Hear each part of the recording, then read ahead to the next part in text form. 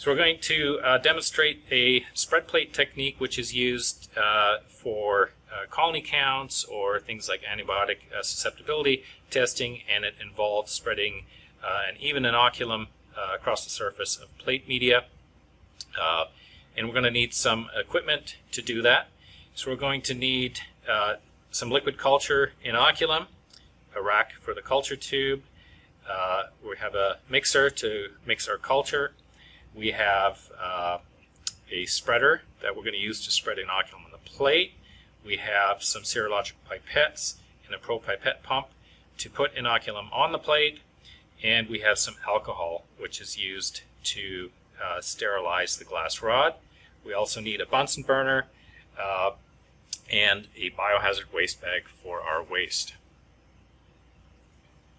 So to do this technique, I normally start by sterilizing the glass rod because that gives it some extra time to cool. So what we're going to do is light our Bunsen burner by turning the vent off, turning on the gas,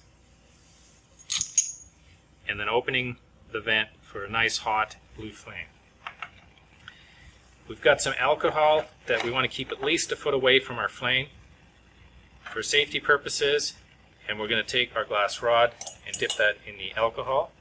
We're going to let the excess alcohol run off of there, and we're going to use the flame to burn off the alcohol. We don't want to hold the glass rod in the flame because it'll get super hot and that will kill the bacteria that we're spreading. So the alcohol is used to kill the bacteria. The flame is used to burn off the alcohol. I'm going to put the glass rod on the rack. Next step is to mix our culture. And then we're going to take a serological pipette and remove that from the bag. So we're going to take a handle and hold open the mouth of the bag and try and remove it without touching the end that goes in the culture on the mouth of the bag or the top of the other pipettes. We use our pipette pump.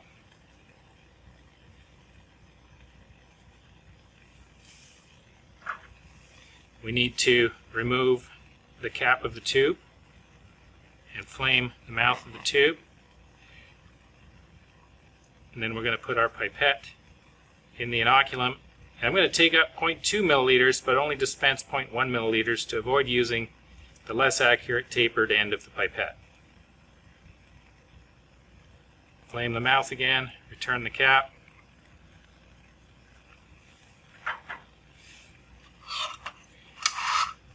You don't want to use large volumes because that will be difficult to absorb into the media for most purposes. So commonly used volumes are typically less than 0.2 milliliters, and we're just using 0.1 milliliter for this one. So we're going to retain 0.1 milliliter in the tapered end of the pipette and dispose of that with the liquid inoculum still in the pipette into the biohazard bag. We'll take our glass rod and spread that inoculum across the surface of the plate. You want to work close to the flame whenever your culture are open to let the convective air currents prevent contaminants from dropping into your cultures. And we're rotating this plate to spread that inoculum evenly across the surface. When the liquid has absorbed into the media, the surface of the plate will become sticky or tacky. And that's when the plate is ready, and that's happening now. So we have to sterilize our glass rod because we now have bacteria on there from having spread it on the plate. So we're going to dip that in alcohol, let the extra alcohol run back into the jar, burn off the alcohol, keeping the spreader pointed down to prevent any burning alcohol from running back onto our hands. And now we're almost ready to incubate this plate, except we still need to label it. So we put our name, date, and other useful information depending on what the purpose of your spread plate is, such as the type of culture perhaps. And we always label the plate on the outside edge of the plate so we don't obscure the visibility of the surface of the plate, and we put the plate in upside down so that condensation does not drip onto our growth in the incubator.